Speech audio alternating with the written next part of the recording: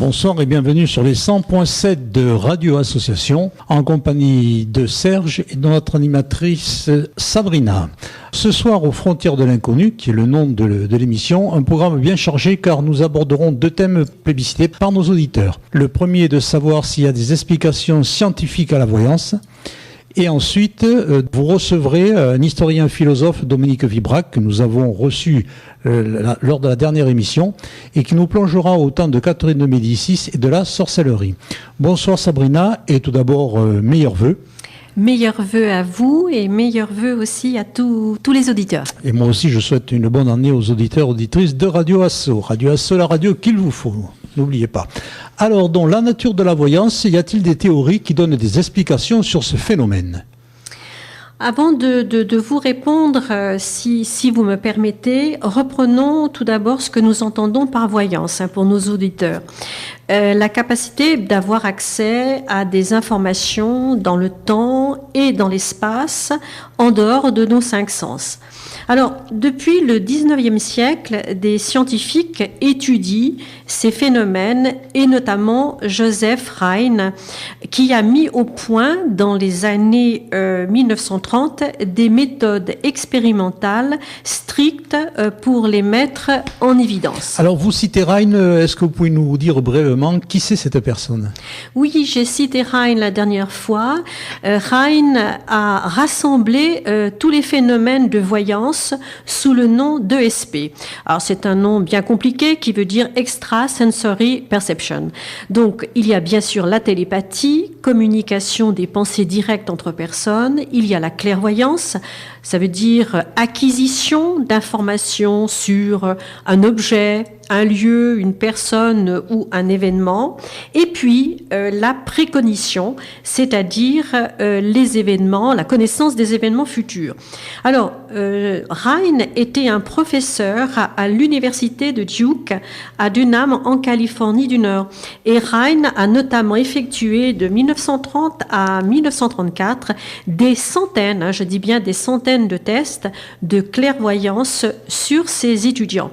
Alors, tous les comptes rendus de ces expériences furent publiés en 1934 dans une monographie.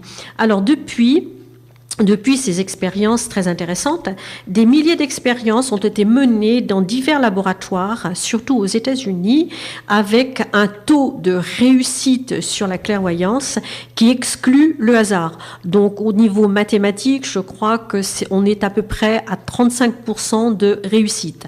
Alors, ces résultats ont été publiés dans des ouvrages et revues spécialisées et non pas dans la grande presse. Alors, lors de la dernière émission, si je me trompe pas, vous avez cité aussi une autre personne, il s'appelait Dean Radin. Alors Dean Radin est très intéressant parce que Dean Radin est encore vivant et c'est un docteur en psychologie, il est aussi ingénieur en informatique et directeur du Consensus Research Laboratory, j'y arriverai, de l'Université du Nevada, et il s'est attaché à réunir les preuves de la perception extrasensorielle. Alors, dans un livre publié en 2006 qui s'appelle La conscience invisible et que je recommande à tous nos auditeurs. Alors, il y présente des analyses de toutes les expériences en parapsychologie qui ont été menées depuis une cinquantaine d'années. Et selon Dean Radin, les phénomènes psy sont bien réels, même si on n'explique pas encore leur fonctionnement. Si l'existence donc de ces phénomènes est prouvée, il n'en demeure pas moins qu'à ce jour, on ne propose aucune théorie explicative pour les intégrer dans notre système actuel de connaissances scientifiques. Ça, c'est très important. Et par ailleurs, que ce soit la télépathie, la clairvoyance ou la précognition, c'est-à-dire dire ce qui va se passer, ces phénomènes ne sont pas reproductibles et ne s'obtiennent pas à volonté. Alors, c'est pour cela, bien sûr, que la plupart des scientifiques considèrent la parapsychologie, qui est l'étude de ces phénomènes, on en a parlé donc la dernière fois, donc ils considèrent la parapsychologie comme vaine, illusoire, et la relègue au rang d'une pseudo-science. Alors la voyance dérange bien sûr, et force est de constater qu'elle est sujette à d'intenses polémiques, autant au niveau de ses détracteurs que de ses partisans, ce qui bien sûr donne naissance à une littérature tout à fait abondante et une littérature manichéenne, où c'est tout bon ou c'est tout mauvais. Donc si je vous entends bien, la voyance est prouvée. Et alors selon vous, est-ce qu'il y a des théories sur ce phénomène ? Là, je vais rentrer dans quelque chose d'un petit peu plus ardu, mais je crois qu'il faut que nous rentrions dans ce domaine-là. Alors, je vais essayer d'être très claire. Alors, au-delà de toutes ces querelles, la voyance reste bien sûr un phénomène humain que nous constatons dans toutes les cultures. Ceci est indéniable. Et cette constance mérite une interrogation tout à fait sérieuse et sans a priori. En effet, si un voyant peut obtenir des informations comme si le temps et l'espace étaient gommés, ces informations semblent de ce fait être situées dans une autre réalité. Alors la question qui se pose, c'est qu'est-ce que c'est que cette réalité ? Pourquoi ? Comment le voyant y a-t-il accès ? Alors, ce sont des interrogations qui nous confrontent même à la nature même du monde dans lequel nous évoluons. Alors aujourd'hui, il est communément admis que la voyance est une capacité latente qui peut, comme toute capacité humaine, se développer par des exercices et des enseignements. Et des enseignements, vous avez différentes écoles qui se sont ouvertes. La plus célèbre est celle de Maud Christen, et vous en avez une aussi d'Alexis Tournier qui s'appelle Clévao. De nombreux élèves, d'ailleurs, indiquent avoir amélioré leur capacité intuitive après avoir suivi des cours. Mais est-ce que vous ne pensez pas que c'est un peu court comme théorie ? Donc une capacité humaine qui peut s'apprendre, se développer. Alors je sens un petit peu dans votre question une pointe d'ironie. Non, pas du tout. Pas du tout. Non. Bon, alors on va. Alors c'est peut-être moi qui suis un petit peu susceptible. Oui, c'est 2017, c'est pour ça. C'est 2017. Alors on va rentrer donc dans un domaine un petit peu difficile. Je vais être claire. Alors la voyance, il y a plusieurs théories et la plus intéressante à mon sens, c'est la théorie des scopèmes. Et la théorie des scopèmes qui explique ce qu'est la voyance. Et cette théorie a été développée... Les scopèmes, je vous coupe là, vous allez développer ce que c'est ? Oui, absolument. Cette théorie des scopèmes, elle a été développée par Elisabeth Laborde-Notal. Alors, qu'est-ce que c'est qu'un scopème ? Alors, le bébé réagit souvent au vécu maternel, même à distance. Tous les pédiatres savent d'ailleurs à quel point les maladies des nourrissons et de l'enfant sont l'expression d'un malaise bien dans la relation des parents ou aux autres proches. Alors, selon Elisabeth Laborde-Notal, qui a écrit Voyance et inconscient, que je recommande aussi à tous nos auditeurs, qui est un livre de 1990 et qu'on trouve au Seuil, il y aurait un parallèle entre cette capacité d'échange émotionnel entre une mère et son nourrisson et l'échange intersubjectif existant dans la consultation de voyance. Donc elle fait un espèce de parallèle. Le voyant régresserait, je cite, à ce stade archaïque de la petite enfance où, faute de pouvoir parler, nous produisons des images intérieures et des idéogrammes, c'est ça, c'est le scopème, qui nous servent à nous représenter et à deviner les émotions de notre mère. Donc, en quelque sorte, le voyant régresserait avec le consultant à ce stade et serait capable de deviner les émotions, bien sûr, de son consultant. Alors, vous allez me dire que c'est un petit peu compliqué. Ce serait une espèce de régression, comme au stade du nourrisson, et ensuite au voyant de mettre des mots sur ce qu'il ressent. Oui. Alors, si je comprends bien, le voyant serait capable de lire les émotions du consultant, ce que vous dites. Oui. Lire en quelque sorte aussi dans son inconscient, comme quand le bébé devine les émotions de sa mère ou de ses proches. Oui, c'est tout à fait cela. Alors, c'est une théorie très séduisante, mais Aussi séduisante soit-elle, cette théorie, elle ne peut pas s'appliquer aux voyances qui concernent des éléments qui n'appartiennent pas à l'histoire du consultant. En effet, comme l'histoire d'un objet ou d'un lieu du consultant dont il n'a pas connaissance, ou de l'avenir, comment se fait-il que le voyant ait accès, si vous voulez, à ce genre d'informations? Donc la théorie des scopèmes explique que le voyant va tirer des informations éventuellement de l'inconscient du consultant, mais ceci n'est pas vrai pour quelque chose qui est en devenir. Alors certains disent aussi que le futur du consultant peut être influencé par les prédictions du voyant. C'est une hypothèse qui est complètement battue en brèche pour les voyances sur lesquelles le consultant ne peut pas intervenir, comme le décès par exemple d'un proche, où la théorie montre ainsi toutes ses limites. Alors je dirais que au-delà de tout cela, il faut peut-être réfléchir. Notre culture occidentale fonctionne avec des pensées catégorielles qui sont fondées sur une distinction nette, bien sûr, entre le passé, le présent et le futur, la causalité de l'avant et de l'après et la séparation du sujet et de l'objet.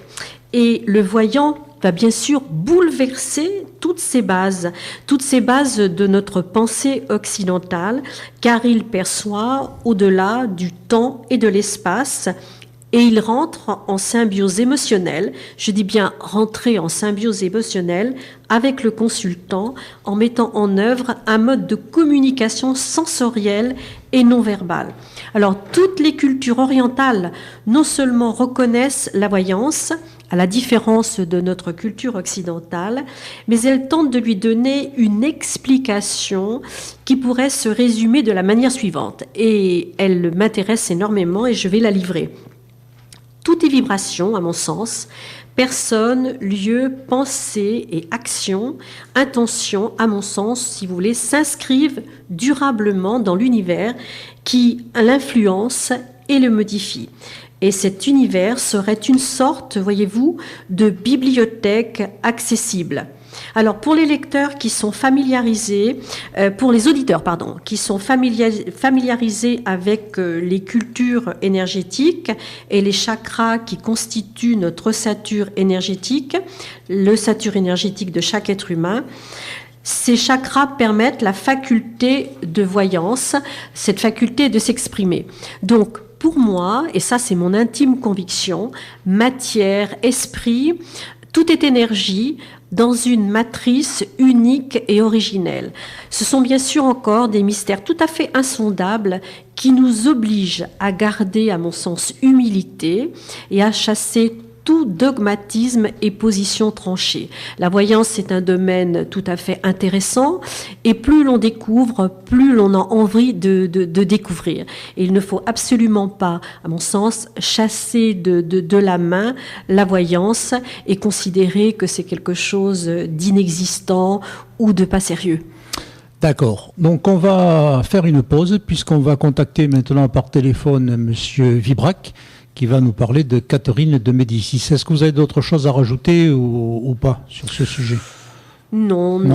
Je pense que c'est relativement complexe et je ne voudrais pas ennuyer nos auditeurs. Donc, on va passer à peu près une pause de 3 minutes, le temps de contacter Monsieur Vibra, puisqu'il est à Paris, c'est ça, hein ? Oui, il est à Paris. À Paris, donc, et qu'on règle tous nos appareils. Et ensuite, on reprendra l'antenne. Donc, pause musicale sur Radio Asso.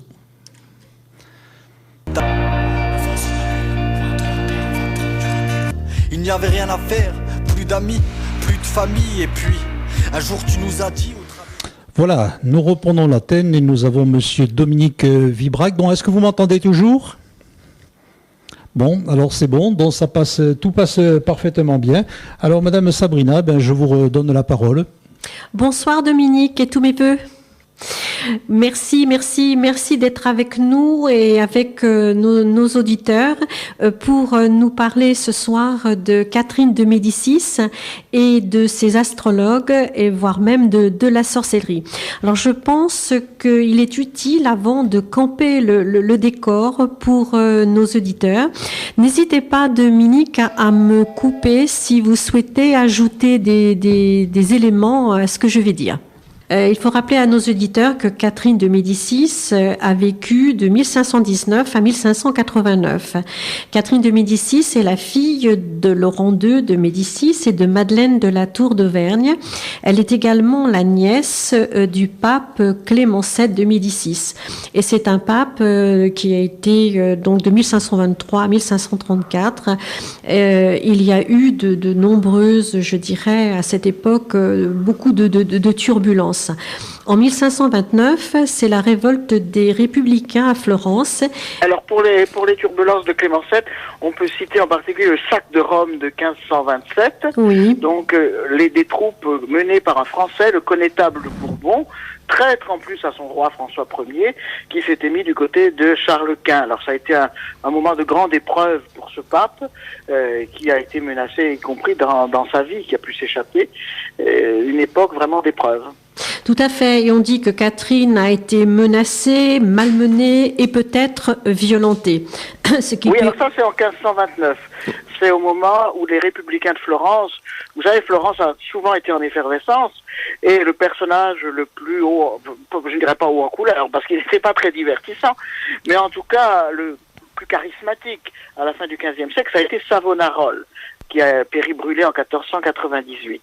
Il en est resté quelque chose, et il y avait régulièrement des secousses, et en 1529, les républicains se révoltent contre les Médicis.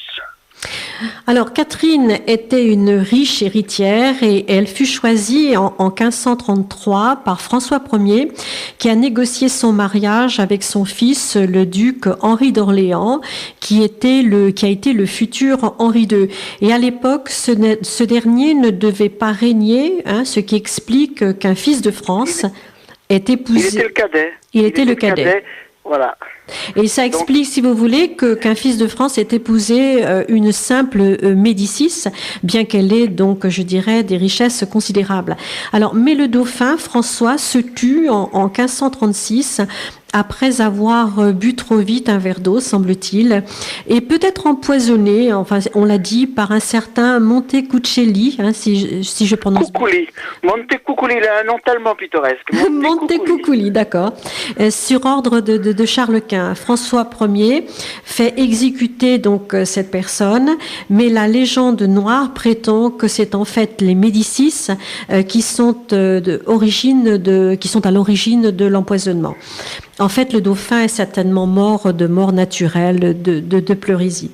Alors, Catherine, je vous explique quand même, parce que c'est un épisode très intéressant, pour Catherine, parce qu'elle a à l'époque 17 ans, et elle est pointée du doigt. Donc elle va être très souvent mal aimée. La légende noire commence déjà du vivant de Catherine.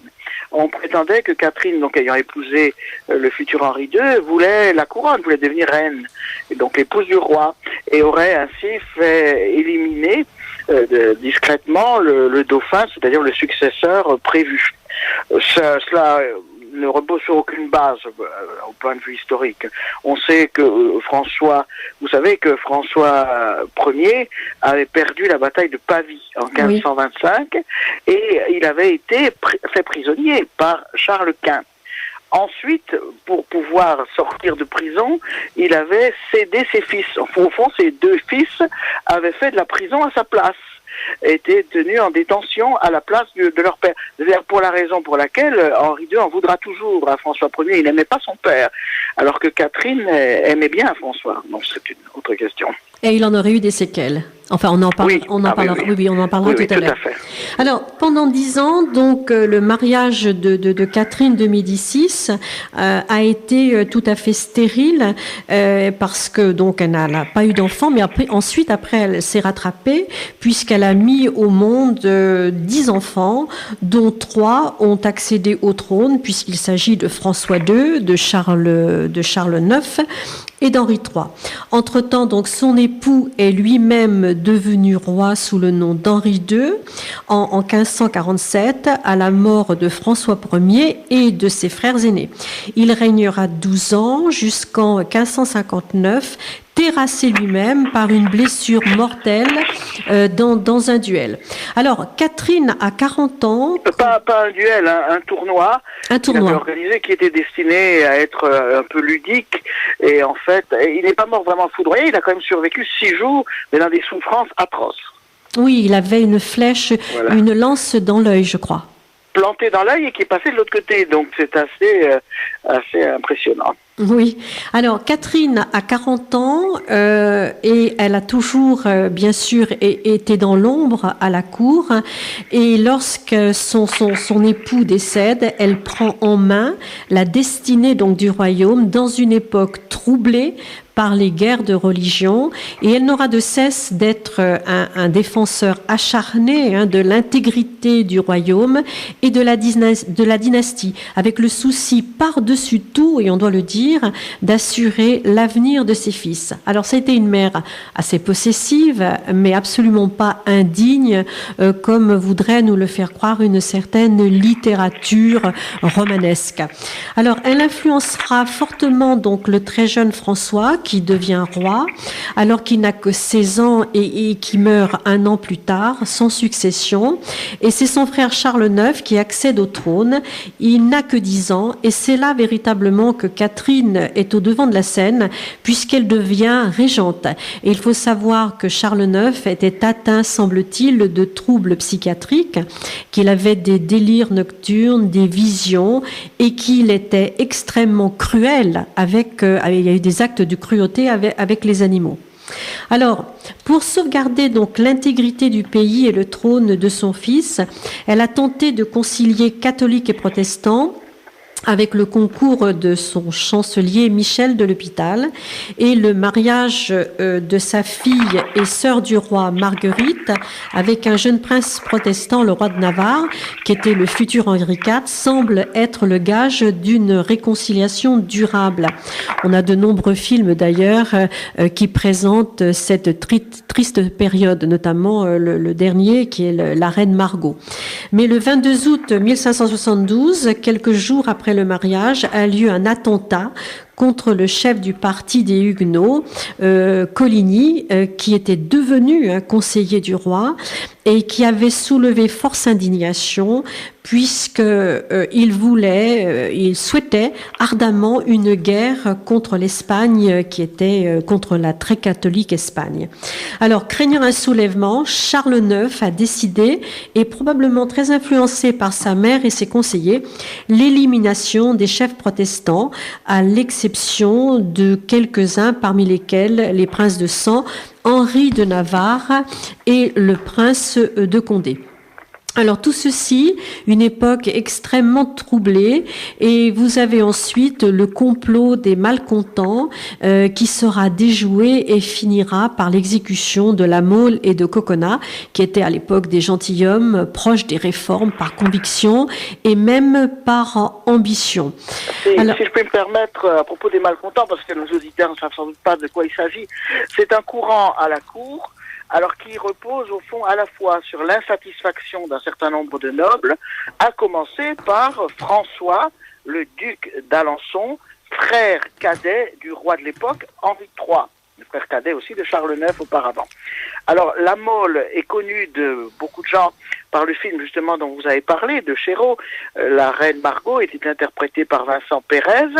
De Coconnas, ex-connu par le restaurant qui existe place des Vosges, ou qui existait, parce que je crois qu'aujourd'hui il a fermé ses portes, et qui était un lieu incontournable lorsqu'on visite certains quartiers de Paris. Alors que s'est-il passé en fait? Qui étaient ces malcontents? C'était des gens qui disaient Henri III, mais déjà Charles IX, font le jeu on pourrait dire d'un intégrisme catholique, d'un fanatisme catholique. Ils souhaitaient un rapprochement avec les protestants, et en particulier avec Henri de Navarre, qui va devenir Henri IV. Et en même temps, probablement de la part de François, le duc d'Alençon, c'est une ambition personnelle, vous savez. Souvent, les convictions religieuses et puis les ambitions personnelles se mélangent. Il n'est pas toujours facile de dire ce qui joue le plus grand rôle. Oui, c'était une époque extrêmement troublée où Catherine de Médicis a joué, si vous voulez, n'a pas joué, si vous voulez, mais a essayé de maintenir sur le trône ses trois fils. Si vous voulez, alors Catherine de Médicis, c'était quand même une femme extrêmement cultivée. Elle a contribué à diffuser les mœurs et les goûts italiens. Elle a fait agrandir le Louvre. Elle a fait construire le palais des Tuileries, qu'elle a arrêté mystérieusement, semble-t-il, et son caractère dissimulé, son habit noir, on la voit souvent représentée tout en noir, et son goût pour les devins, et là nous en arrivons au cœur de votre intervention, son goût pour les devins et les intrigues lui ont valu une réputation de conspiratrice. Alors c'était une femme entourée de devins, dont les plus connus étaient Luc Auric, Nostradamus, Auger Ferrier et Gabriel Simeoni, et celui dont on va parler ce soir et qui nous intéresse, c'est bien sûr comme Ruggieri. Alors, oui, Cosimo Ruggieri, Cosimo qui était un prénom très fréquent en Toscane, comme de Médicis. Tout à fait. Alors, Catherine de Médicis avait recours à des mages et des devins. Le premier, semble-t-il, était Luc Gauric. Alors, je le prononce à la fin. Luca Gaurico en italien. Luca Gaurico. D'accord, Luca Gaurico. Alors, Luca Gaurico, ce qui est intéressant, c'est qu'il avait prédit, semble-t-il, la mort du pape Paul III à Jean de Médicis, qui était grand-oncle de Catherine, alors cardinal, et qui était âgé de 14 ans. Et il lui avait prédit qu'il serait un jour souverain pontife. Et 20 ans après, et c'est vrai qu'en 1513, Jean de Médicis devenait pape sous le nom de Léon X. Alors, dans quelles circonstances, je le prononce à la française, Luc Gauric a été appelé, a été consulté par Catherine de Médicis. Alors, avant de répondre à la question, je voudrais simplement ajouter une petite précision à ce que vous avez dit. Il s'agit de deux prophéties différentes.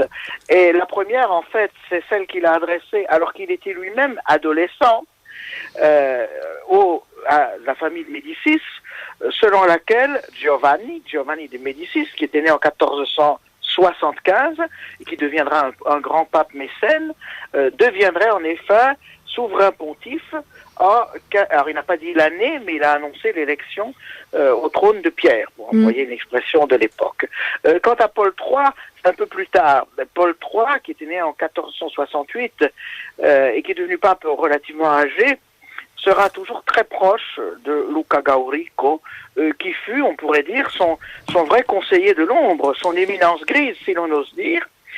Tellement d'ailleurs éminence grise qu'il a reçu non pas le cardinalat mais au moins la robe de l'évêque. Alors pour revenir à Catherine, oui. Alors donc de ces prédictions, est-ce qu'on a une preuve? Est-ce que ça a été écrit quelque part? Est-ce qu'on a une preuve que ça a été dit? Il y a des textes bien sûr qui l'attestent. Moi j'ai jamais vu ces textes. Vous voyez, il faudrait faire vraiment une recherche sur archives, mais on ne met pas en doute ces prophéties qu'il a faites. Et alors comment Catherine de Médicis était-elle en contact avec lui? Tout simplement par le lien familial des Médicis. Les deux papes Léon X et Clément VII, donc Léon X et Clément VII, qui étaient pratiquement de la même année, à 3 ans de différence, ont été amis personnels de Luca Gaurico. Or, Clément VII était véritablement, on pourrait dire, le tuteur, le protecteur de la jeune Catherine. C'est par ce biais-là que Catherine est entrée en contact avec Luca Gaurico. Ils ne se sont probablement pas beaucoup vus. Je suppose, on ne sait pas, vous savez, à l'époque, évidemment, il n'y avait pas de caméra qui filmait. Je suppose qu'ils sont entrés en contact quand Catherine était encore à Florence, c'est-à-dire avant 1533, en sachant que d'autres prédictions aurait, bon, je n'ai pas vu les textes, mais aurait été fait par écrit, puisque on consultait par écrit. Il n'y a pas Internet, mais on consultait les astrologues par écrit. Il adressait énormément d'horoscopes tout au long de sa vie, Luca Gaurico. Alors c'était un esprit très universel, mathématicien, savant, astronome, et aussi astrologue. On ne faisait pas une différence tranchée entre l'astronomie et l'astrologie, comme on le ferait aujourd'hui. Si vous dites à un astronome qu'il est astrologue, il va certainement s'indigner. Mais à l'époque, les deux disciplines étaient étroitement associées, comme elles le seront encore dans l'esprit, par exemple, d'un Newton, un peu plus tard. Donc, il fait des prophéties en fonction des astres. Et l'astronomie signifie précisément cela. C'est l'étude à la fois scientifique, mais aussi les vaticinations liées à la position des astres, ce qu'on appelle quelquefois l'astronomie judiciaire. Alors, l'astronomie judiciaire, ça n'a rien à voir avec la justice. Ça veut dire qu'on prononce un certain nombre de jugements. C'est au fond de la divination. On peut employer le terme. Et c'était finalement tout à fait toléré dans les milieux d'église. C'est ça qui est peut-être intéressant. Par la suite, l'Église prendra un certain nombre de positions hostiles, disons, à ce qu'on appellerait l'occultisme ou l'ésotérisme ou la voyance, mais ce n'était pas le cas. À cette époque, les choses étaient beaucoup plus complexes que cela. Il y avait un mélange. Il y avait un mélange. Alors, il semblerait que Catherine de Médicis ait été baignée quand même par cette ambiance un peu ésotérique dès son enfance. Dès son enfance, bien entendu, puisque Luca Gaurico, répétons-le, donc il a fait cette prédiction dont vous avez parlé en 1489. C'est avant la naissance de Catherine.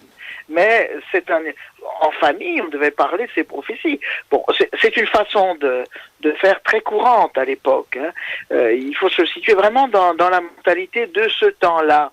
On pouvait être un conseiller théologique, comme l'était Luca Gaurico de Paul III, tout en pratiquant des disciplines occultes. Et alors on sait qu'un peu plus tard, il a adressé à Catherine l'horoscope d'Henri II. Oui. En 1552, et ça c'est très intéressant parce que ça se rapporte directement à ce que vous avez évoqué au début. Oui. Vous savez, cette mort horrible. Oui. Il y a une contestation. Certains disent que ce document est un faux, donc évidemment, c'est toujours très difficile de séparer le vrai du faux lorsqu'on fait de l'histoire, surtout pour une période aussi ancienne. Mais il aurait adressé à Catherine un horoscope, donc de Rome, puisqu'à l'époque il était à Rome, il était proche du pape, annonçant la mort d'Henri II, en disant « doit se garder d'un combat en champ clos ». C'est exactement ce qui s'est passé. Il est mort dans un tournoi, donc en champ clos, l'actuelle rue Saint-Antoine à Paris, dans sa 41e année, sinon cécité ou la mort. Alors vous remarquez qu'il s'agit d'une prophétie, pourrait-on dire, d'avertissement. Il ne dit pas, Luca Gaurico, très certainement, il mourra. Et il le dit d'autant moins qu'il aurait fait d'autres prophéties à Henri II, toujours en fonction de l'horoscope. Alors ça, c'est très intéressant sur le fond. Luca Gaurico, ne l'oubliez pas, est évêque. Il est théologien. Or, il reprend la position de saint Thomas d'Aquin au XIIIe siècle, selon laquelle l'astrologie n'est licite que si on laisse une place à la liberté et à la providence de Dieu. C'est-à-dire qu'au fond, le cours des astres influence, conditionne ce qui arrive, mais ne le détermine pas de façon absolue. Je m'exprime plus clairement. Ça veut dire qu'au fond, l'avenir n'est pas tout à fait écrit. C'est comme s'il y avait plusieurs scénarios. Les astres, en quelque sorte, proposaient plusieurs scénarios, et c'est l'homme, ensuite, par son choix, qui fait que tel scénario particulier se réalise. Je crois que ce point est très important parce qu'on touche vraiment une question de fond. Oui, on touche une question de fond et d'ailleurs on le verra dans une autre émission au niveau de la voyance. Qu'est-ce que la voyance du futur? Et c'est très très très intéressant ce que vous êtes en train de dire. Ça c'est une aparté. La position du pape Jean XXII aussi au début du XIVe siècle, mais c'est une position qu'on retrouve chez Thomas d'Aquin. Il y avait une certaine licéité morale aux yeux de l'Église. C'était tout à fait acceptable à l'époque de pratiquer certain exercice de la voyance, c'est-à-dire de prévoir le futur à condition de ne pas mettre en cause la liberté humaine, évidemment, aussi l'action toujours libre de Dieu. Alors donc cette personne ayant prédit, si vous voulez, une probabilité donc d'un accident dans la 41e année de ce roi, j'imagine la peur de Catherine de Médicis, qui était extrêmement pas superstitieuse, mais qui croyait beaucoup en cela, et d'autant plus que cette personne avait déjà prédit des choses tout à fait exactes. Comment se fait-il qu'on n'en ait pas tenu compte? Ah, vous savez, c'est tout. Vous connaissez l'histoire de Jules César, sa femme qui lui disait: tu vas te faire assassiner si tu vas au Forum romain, au Sénat, et il a été assassiné. Alors, c'est assez mystérieux. On dit qu'Henri IV lui-même pressentait sa mort et qu'il y est allé malgré tout. Il s'est rendu malgré tout. Il a pris son carrosse et il a été assassiné rue de la Ferronnerie. C'est évidemment quelque chose d'un peu étrange, comme si finalement les choses se réalisaient avec un certain consentement des individus qui, d'une certaine manière, acceptaient leur sort. C'est peut-être aller trop loin, mais vous ne croyez pas si bien dire, il y a eu d'autres astrologues qui auraient, là encore, on n'a pas les textes actuellement, mais on ne peut quand même pas mettre en doute tout ce qui a pu être dit, notamment un savant fort célèbre, Jérôme Cardan. Cardan qui a inventé le fameux joint de transmission qui porte son nom, et qui était aussi magicien. On était à la fois savant et magicien. Et un autre qui aurait fait la même prophétie, un Florentin, Gabriele Simoni, qui vivait en France. Donc ils auraient annoncé la mort brutale d'Henri II à Catherine. C'est quand même fort étonnant. Alors, il faut rappeler aussi que Catherine, comme je l'ai dit tout à l'heure, a été stérile pendant 10 ans. Et on dit qu'elle s'est livrée d'abord aux médecines ordinaires de la cour et devant leur impossibilité de pallier à ce drame, parce que le fait de ne pas avoir d'enfant était dramatique pour elle, puisqu'elle a manqué être répudiée pour cela. Elle a consulté des devins et on dit qu'elle se faisait préparer des filtres, qu'elle évitait de voyager à dos de mulet parce que l'animal était réputé infécond, Oui, et puis le fait de chevaucher. Il y a eu une époque où, comme technique contraceptive après l'acte, on faisait du vélo. Vous avez peut-être c'est une époque un peu lointaine, vous êtes jeune, mais tout à fait. Donc c'était aussi des remèdes de bonnes femmes. Alors là, c'était l'inverse. Elle évitait de se trouver à dos de mulet, d'une part parce que l'animal pouvait porter malheur, mais surtout parce que les secousses risquaient de mettre en danger une éventuelle grossesse. Donc en fait, ça ne fait pas partie de la légende, le fait qu'elle se fasse faire des filtres, des onguents, etc. Donc c'est vraiment réel.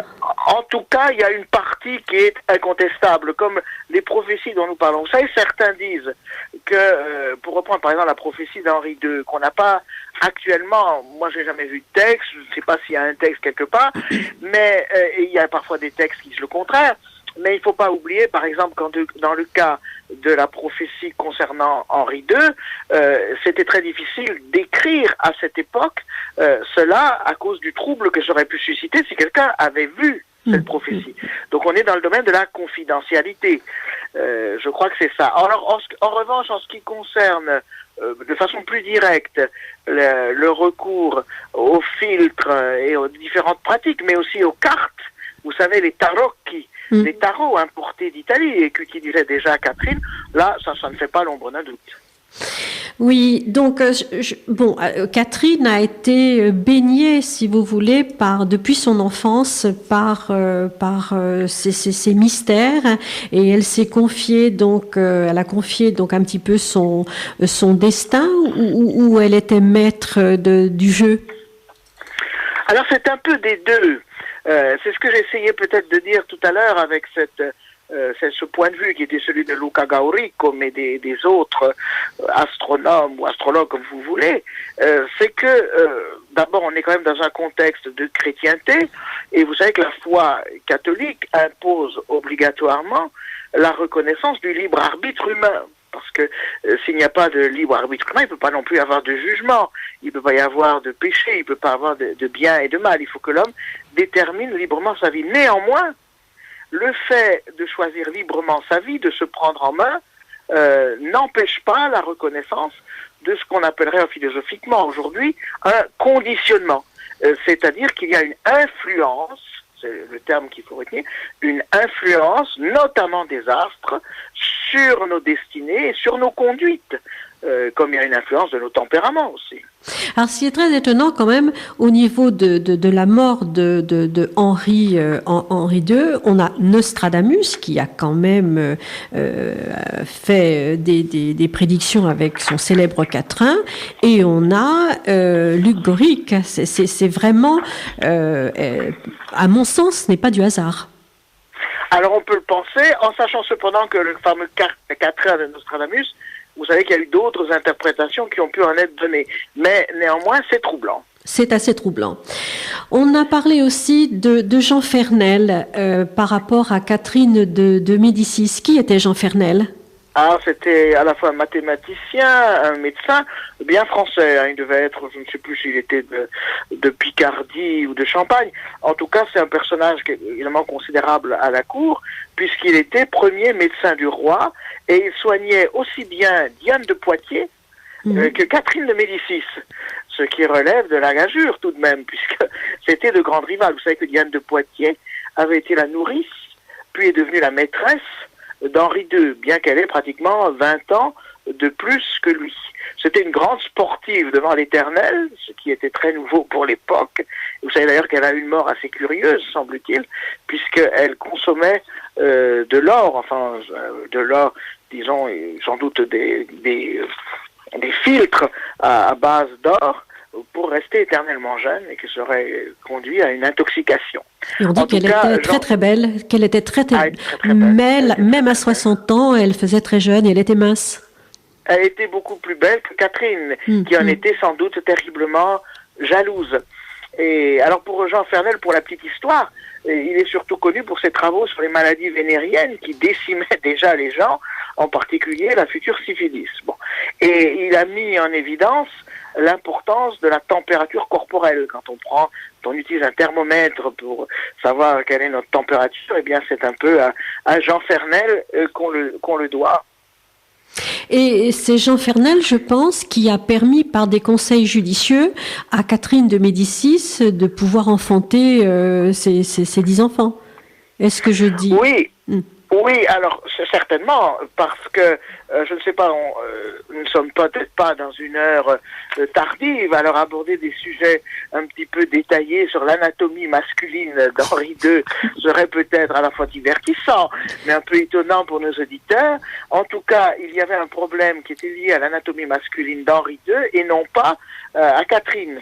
Et on s'est rendu compte, alors est-ce que c'est Fernel ? Probablement, on n'en est pas sûr, mais c'est assez probable, puisque c'était le premier médecin du roi qui s'est rendu compte que ce n'est pas Catherine qui était la cause de l'infertilité, mais que c'était le roi. Et s'il avait eu un enfant, parce qu'il avait eu un enfant avec une maîtresse, alors on s'est dit, ça peut pas venir de lui, puisqu'il a eu un enfant avec une maîtresse. En fait, vous m'excuserez, vos pauvres auditeurs vont avoir leurs oreilles qui sifflent, et les chastes oreilles vont être quelque peu perturbées, mais c'est parce qu'il adoptait une autre position sexuelle. D'accord. Et selon la position sexuelle, il pouvait y avoir fécondation ou non. Donc Catherine a eu, avec ses filtres ou autres, une dizaine d'enfants. Alors Catherine de Médicis, on dit qu'elle consacrait aussi, qu'elle avait tout un arsenal autour d'elle et qu'il y avait un local qui était consacré aux travaux de ces mages, de ces magiciens, dans le château de Chaumont-sur-Loire. Pouvez-vous nous en parler et à quelle expérience elle aurait participé? Alors j'ai entendu parler du miroir magique. Qu'est-ce que c'est que ce miroir magique? Ce miroir magique, on raconte qu'en 1559, elle aurait demandé, alors c'est un miroir dans lequel on peut voir l'avenir, si vous suivez le principe, la boule de cristal. Bon, on lui aurait montré, alors qui lui a montré, ça reste évidemment sujet à beaucoup de discussions. On ne sait pas trop quel astrologue ça a pu être. Certains ont dit que c'est Cosimo Ruggieri, mais alors ça aurait été probablement plus tard. puisque Cosimo Ruggieri est né plutôt vers 1500, entre 1540 et 1550, on ne sait pas du tout la date exacte en fait. Et elle aurait vu effectivement des tours, donc tournées, qui lui auraient indiqué les 3 règnes successifs de ses fils.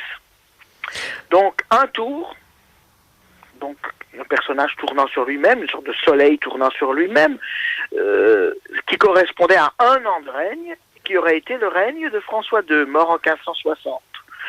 Un autre tour, alors 14 tours, ça aurait donné le 2e règne, le règne de Charles IX, et le 3e tour, qui aurait été le tour, alors 15, en fait c'est 15 tours, la 3e fois, qui aurait été les 15 ans du règne d'Henri III. Donc elle aurait découvert que 3 de ses fils régneraient successivement, le premier 1 an, le deuxième 14 ans, et le 3e 15 ans. Donc si je comprends bien, dans ce miroir magique, c'est-à-dire soit comme Ruggieri, soit Nostradamus, enfin tout dépend à qui on l'attribue, donc dans ce miroir, il serait apparu des ombres de ses fils et d'Henri de Navarre qui auraient fait des tours de la pièce et qui auraient indiqué le nombre d'années de règne. C'est bien cela? Exactement, seraient apparues des formes, donc représentant le premier François II, le deuxième le futur Charles IX et le 3e le futur Henri III. Mais qui en a été le témoin? Est-ce qu'on a encore des archives, des écrits de cela? Non, c'est une histoire qui se raconte. Vous savez, c'est difficile de... c'est le problème des sources. La date de 1559 semble assez crédible, puisqu'effectivement c'était au début, donc juste après la mort d'Henri II. Ce qui est intéressant, c'est que c'est Catherine elle-même qui aurait vu les personnages tournoyer, si vous voulez. L'astrologue ou l'astronome aurait fait apparaître aux yeux de Catherine. Ce n'est pas simplement l'astronome ou le voyant qui aurait lui-même vu. Il aurait fait voir à Catherine. Est-ce qu'elle le couche sur le papier, dans des mémoires, quelque part? Non. Non. C'est quelque chose qui se raconte, en fait. Voilà, c'est quelque chose qui se raconte. Évidemment, beaucoup de témoignages sont oraux à cette époque. Et puis, elle n'avait certainement pas envie de dire que son fils aîné allait mourir tout de suite. Vous comprenez, on peut se mettre... c'est pour une mère, c'est à la fois une bonne nouvelle et ça n'en est pas une. C'est vrai que son favori, celui des fils qu'elle aimait le plus, c'était le futur Henri III, ça c'est vrai.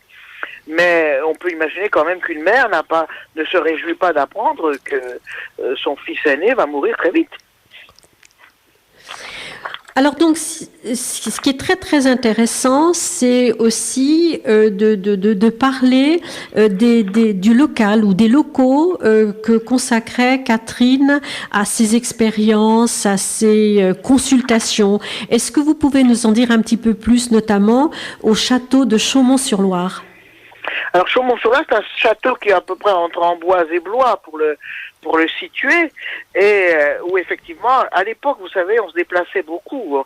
On passait de château en château. D'ailleurs, quand on passait d'un château à l'autre, on emportait ces fameux meubles. C'est pour ça d'ailleurs que les meubles sont appelés meubles, c'est-à-dire mobiles qu'on peut déplacer d'un endroit à l'autre. Et bien entendu, elle emmenait avec elle, on peut dire, tout son attirail, tout son arsenal, et elle faisait venir ses différents astrologues. Et alors, elle avait aussi un parfumeur qui l'entourait beaucoup, le fameux Renato Bianchi. Alors, j'en parle souvent. Il n'est pas très connu, il a existé. Hein. À ma connaissance, c'est quelqu'un dont on parle très peu, sauf Jean Dréville, dans un film, justement, La Reine Margot, mais pas le film dont vous avez parlé, un film beaucoup plus ancien, de 1954, je crois, où il est interprété, Bianchi, par Louis de Funès. Donc, c'est un parfumeur, mais aussi, disons, à ses heures perdues, un empoisonneur, et auquel on aurait imputé, en particulier, la mort de Charles IX. Alors, cette rumeur vient d'Alexandre Dumas, qui a dû le colporter quelque part, mais elle semble sans fondement. Donc Catherine de Médicis, comme maintenant nos politiques ont leur conseiller, avait avec elle, à demeure ou dans ses déplacements, ses astrologues. Absolument, et celui effectivement qui sera le plus présent certainement, hein, physiquement présent également, c'est Cosimo Ruggieri, puisqu'il était en France. On peut aussi citer un autre, je vous le cite un peu rapidement, mais qui avait quand même une certaine importance, qui était florentin, Gabriele Simeoni, qui était le petit-neveu d'un cardinal, lequel cardinal était d'ailleurs l'amant du fameux Léon X, dont on a parlé, qui était lié à Luca Gaurico. Alors, Simeoni est un peu plus âgé que Catherine, il est né probablement en 1509 ou 1510, alors c'est un surdoué, un enfant prodige, un intrigant, comme le sera plus tard un certain Giacomo Casanova au XVIIIe siècle, et qui s'infiltre un peu partout. Donc il est, si vous voulez, attaché d'ambassade de Florence à Paris, et il se rapproche de la maîtresse du roi de l'époque, qui s'appelle Anne de Pisseleu, Madame d'Étampes, qui est la dernière maîtresse de François Ier. Il vit un certain temps à Lyon et publie en particulier des satires. Donc c'est un esprit extrêmement brillant et incisif qui aura des ennuis, d'ailleurs, pour ses prophéties avec l'Inquisition. Ce qui montre que finalement, quoi que j'ai pu dire précédemment, c'est vrai que l'Église n'avait pas une position aussi tranché qu'on peut le penser sur tout ce qui est prophétie, mais lorsque ça lui échappait un peu trop, l'Inquisition pouvait quand même s'en mêler. Et il passera un hiver en prison, en 1556, on le sait, à Troyes. Alors, comme tous les courtisans, lorsque François Ier est mort, c'est plutôt intéressant de se rapprocher d'Anne de Pisseleu, d'autant plus qu'Anne de Pisseleu a des sympathies un peu protestantes, ce qui la compromettait à la cour. Alors il va s'intéresser à Diane de Poitiers, qu'il va flatter. Vous savez, c'est un personnage extraordinaire, Gabriele Simeoni. On pourrait écrire une biographie. C'est lui qui a, par exemple, repéré le site de la bataille gauloise de Gergovie, qui avait été remportée en 52 avant Jésus-Christ. Et, ce qui nous intéresse peut-être davantage, en 1561, Catherine de Médicis le consulte et lui demande de dresser le thème astral de Charles IX pour choisir la meilleure date de couronnement. Donc voilà l'un de ses conseillers, peut-être moins connu que Ruggieri ou Nostradamus, mais qui a certainement dit beaucoup de choses à Catherine. On ne sait évidemment pas tout. Alors Cosimo Ruggieri, c'est de lui. Cosimo Ruggieri, parlez-nous de lui. Alors, est-il exact que Catherine de Médicis l'aurait consulté lors des événements de la Saint-Barthélemy et qu'elle aurait demandé que faire du Béarnais et du prince de Condé? Est-ce que c'est exact cela? Oui, ça, je pense qu'on peut avoir une quasi-certitude à cet égard, tant qu'on puisse être certain de quelque chose, vous savez, quand on parle du XVIe siècle. Mais je pense, d'autant plus qu'il est arrivé en France en 1571, et c'est un petit malin lui aussi. Il gravite dans l'entourage de l'ambassadeur Vincenzo Alamanni, qui va toujours être son ami et son protecteur, qui est l'ambassadeur, qui est donc un Italien, un Florentin, et il va, alors on le dit, fils d'un médecin célèbre, le vieux Ruggieri, sur lequel on ne sait finalement pas grand-chose. Vous savez, Cosimo Ruggieri est très populaire en France à cause de Balzac. Balzac est un auteur avant tout préoccupé par les questions occultes. Malheureusement, à l'école, on lit, alors c'est évidemment très bien écrit, ce sont des chefs-d'œuvre, La cousine bête ou Le cousin ponce, mais ce n'est pas le Balzac le plus intéressant. Le Balzac le plus intéressant, c'est le Balzac de Sérafita, c'est le Balzac de Peau de chagrin, c'est celui qui a ce goût du fantastique et aussi d'un savoir occulte. Balzac va écrire 2 romans. Le premier, c'est La confidence des Ruggieri, et le deuxième, c'est Le secret des Ruggieri, qui va donc mettre en valeur ces figures dont l'historicité, évidemment, n'est pas douteuse en ce qui concerne Cosimo, en tout cas. Alors, en quelques mots, qui était Cosimo Ruggieri? Est-ce qu'il a fait des prédictions qui se sont avérées? Oui, beaucoup. Alors, je vous l'ai dit, donc il est introduit auprès de Catherine. C'est quelqu'un qui, probablement, voit d'emblée que la France est dans une situation très difficile et qui va toujours d'ailleurs se mettre du côté du Manche. Alors, il a été à un moment donné proche de François d'Alençon, dont je vous ai déjà parlé. Oui. Et alors ça, c'est un fait avéré. On a trouvé chez La Mole, dont je vous ai parlé, vous savez, qui a comploté, c'est les fameux malcontents. Les malcontents, oui. Voilà, qui a comploté contre le roi de l'époque, il va mourir d'ailleurs peu après, Charles IX, et qui ne fait pas que comploter, qui a chez lui une poupée de cire, ce qu'on appelle une dagide. On dit quelquefois aussi voult pour désigner cet objet. Alors, tout le monde connaît un peu le vaudou. Enfin, les poupées où on met des pics dedans. Voilà, les fameuses poupées où on met des pics dedans. Et cette poupée a été, alors ça c'est avéré, et d'ailleurs le personnage n'a sans doute pas nié, fabriquée par Ruggieri. Donc il y a tout un élément là de sorcellerie et pas seulement de prophétie. Ça lui vaudra bien des ennuis, parce qu'il est alors inculpé. Il ne faut pas oublier que faire une poupée de cire, c'est pas neutre, du point de vue, évidemment, pour le coup, c'est condamnable d'un point de vue chrétien, puisqu'il s'agit de faire de la sorcellerie, de faire du mal à quelqu'un, et en plus, il ne fait pas du mal à n'importe qui, il fait du mal au roi. Or, de toute façon, toute atteinte à la personne du roi revient plus ou moins à un parricide, dans la mentalité du temps. Alors, il est inculpé, il arrive à s'enfuir, déguisé en paysan, il est condamné aux galères, qu'il doit effectuer à Marseille, mais alors il a été gracié, on ne sait pas trop comment ou dans quelles circonstances. Il est probable que Catherine de Médicis sera intervenue, et qu'il n'ait pas fait du tout de peine de galère. Alors son sort est extrêmement heureux en comparaison de celui de Maule et Coconas, qui sont exécutés. Pour sorcellerie ou pour complot Pour complot. Pour complot. Alors, si je comprends contre la personne du roi, la personne du roi. Alors, si je comprends bien, Cosimo Ruggieri, qui était l'astrologue, le confident, de Catherine de Médicis, s'est retrouvé en quelque sorte emmené, ou peut-être qu'il a, instigé un complot qui l'ont amené aux galères. C'est cela? Alors, je ne crois pas qu'il ait fait un complot. Je ne crois pas qu'il cherchait à faire mourir Charles IX. Je crois. Si vous voulez, alors là, on peut partir dans des considérations un petit peu ésotériques. Vous savez qu'il existe dans la tradition, que ce soit alchimiste, ou celle des sorciers, ou celle des mages et des magiciens, un principe qu'on appelle la loi du milieu. Alors c'est quelque chose qui peut beaucoup nous choquer, parce que nous pensons, nous, qu'il y a le bien d'un côté, le mal de l'autre. Bien, pour des esprits comme Cosimo Ruggieri et tant d'autres, il faut faire à la fois du bien et du mal. Parce qu'au fond, finalement, le bien et le mal ne sont jamais absolus. C'est toujours, tout dépend du point de vue où on le voit.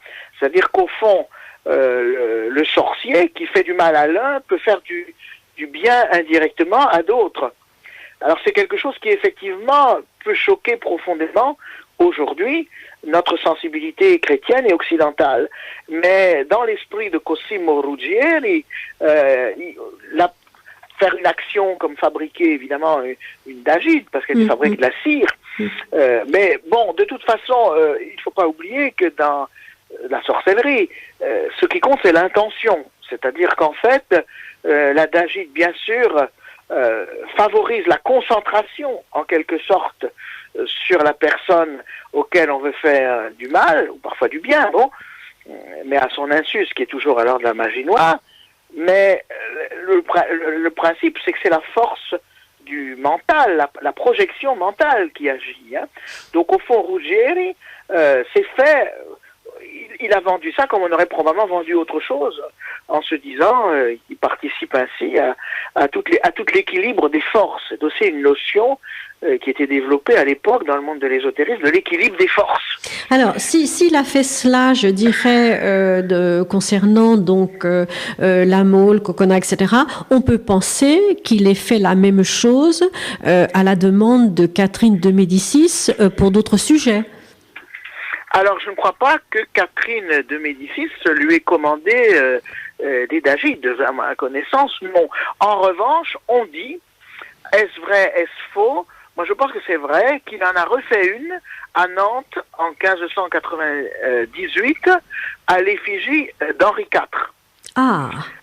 Oui, mais à l'époque, Catherine de Médicis est morte, donc c'est certainement pas elle qui l'a commandité.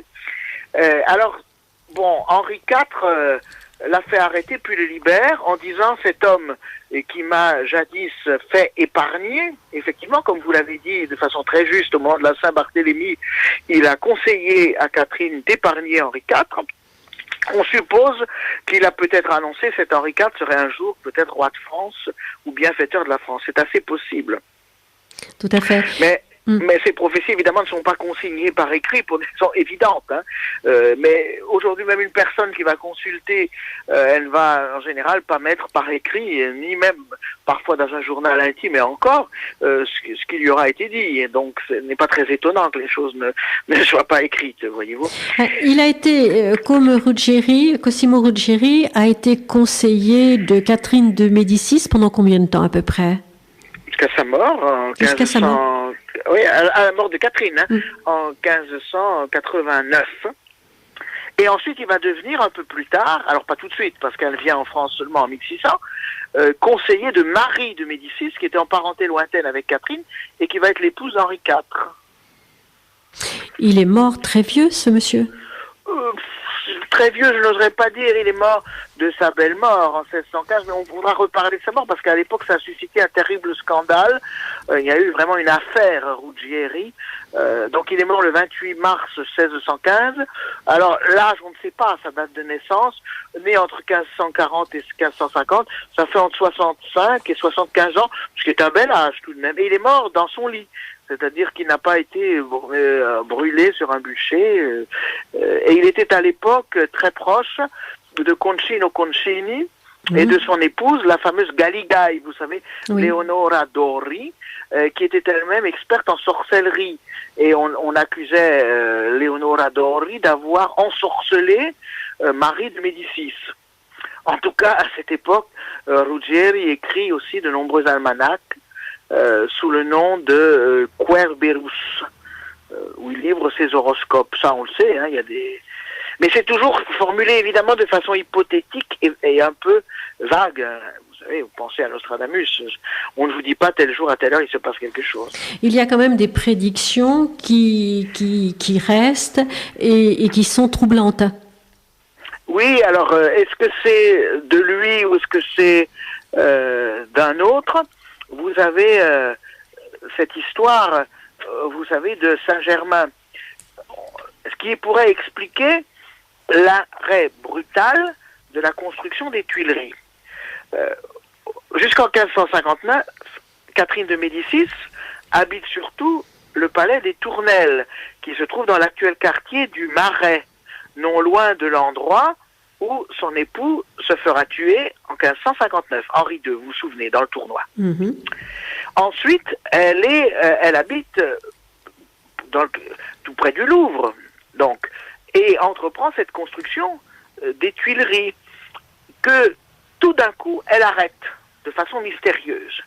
Et on raconte, alors là aussi, il n'y a pas de texte, mais il y a beaucoup de récits qui le rapportent, parce qu'évidemment, c'est très bizarre. Vous savez, Catherine de Médicis est tout sauf une femme capricieuse qui agirait sans raison, ou parce que tout à coup, par exemple, le château ne lui plairait plus, ou qu'elle a une autre lubie. C'est une personne, d'une certaine façon, très rationnelle, y compris d'ailleurs, on peut peut-être en reparler tout à l'heure, dans les discussions politiques et théologiques du temps. C'est quelqu'un qui a... quel homme, vous savez ce que disait Alexandre Dumas de Catherine de Médicis, quel homme.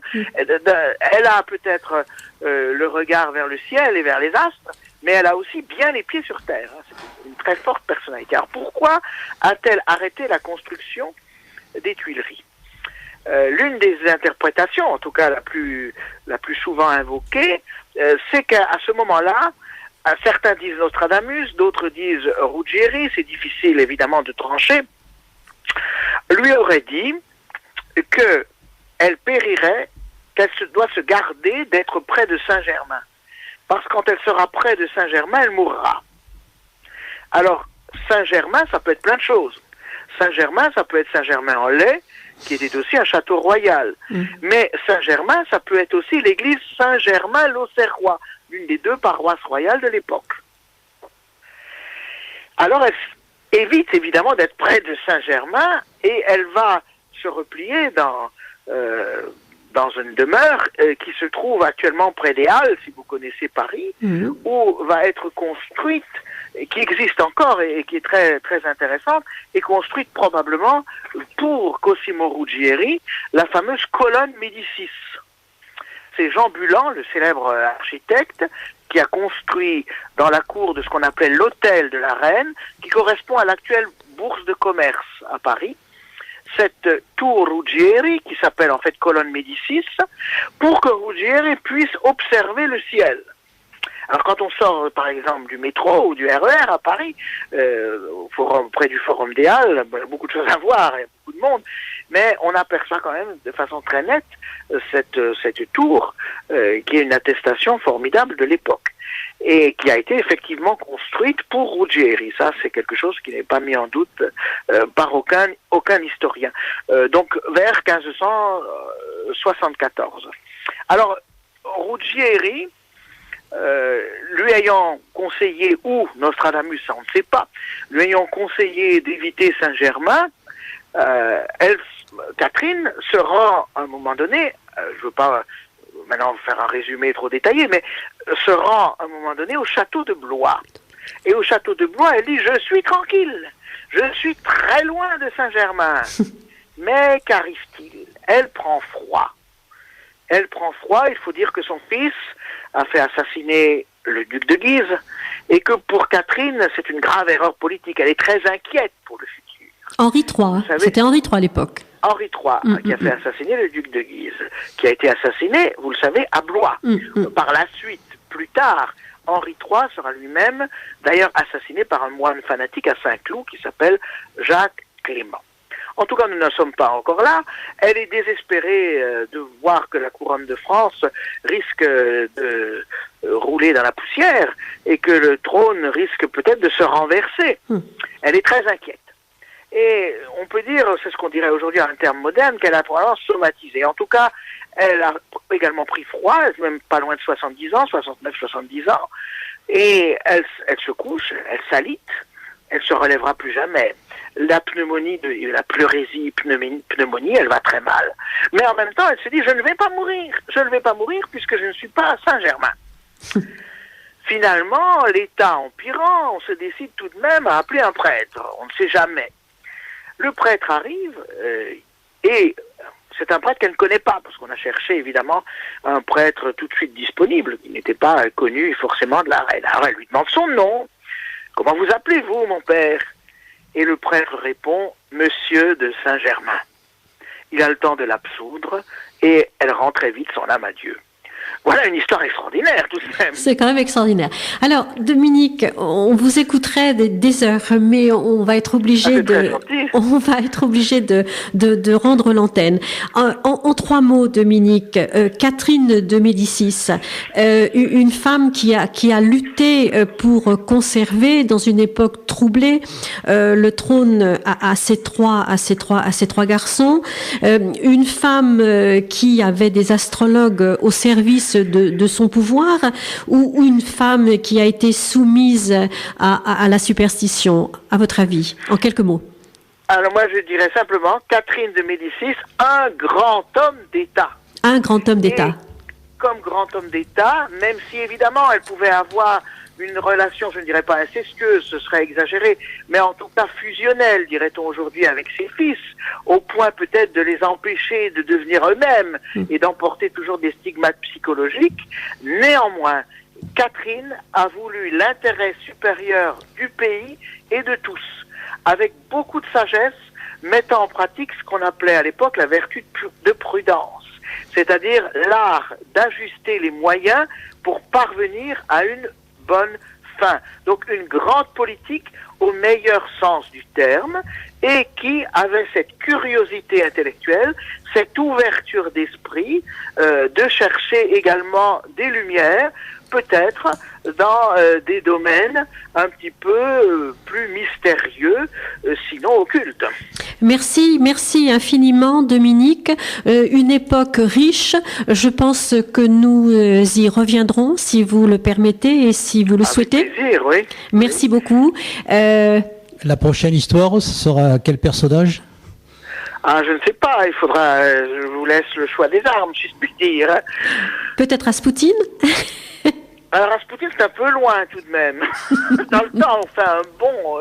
Alors effectivement, Raspoutine est également un personnage très mystérieux qu'il faut aussi en partie au moins réhabiliter. Oui, tout à fait. Nous allons y réfléchir. Voilà. D'accord. Et ce sera toujours avec un immense plaisir. Et puis, je crois qu'il faut revoir les légendes noires de l'histoire, essayer de comprendre les personnages dans leur temps et voir comme ces personnes, on parle souvent de François Mitterrand qui fréquentait Elisabeth Tessier, voir qu'au fond, c'était des personnes qui avaient une grande ouverture d'esprit et qui se dit, après tout, toute vérité peut être éclairante d'où qu'elle vienne. Merci infiniment Dominique et bonne soirée. Bonne soirée et à très bientôt sur les ondes de Radio Association. Merci, bonne soirée. Au revoir. Au revoir. Voilà, c'était l'interview par téléphone de Dominique Vibrac. On va clore cette émission, on a débordé pratiquement de 15 minutes. Le prochain sujet, ce sera lequel ? Certainement donc encore la voyance ou peut-être les NDE, c'est-à-dire les expériences proches de la mort. Et concernant Dominique Vibrac, nous reviendrons peut-être sur la période de Catherine de Médicis ou Casanova, qui est aussi un vaste sujet. Bon, on se retrouve dans un mois, c'est ça, hein ? Merci, oui. Bonne soirée et à très bientôt sur le 100.7 Radio Association.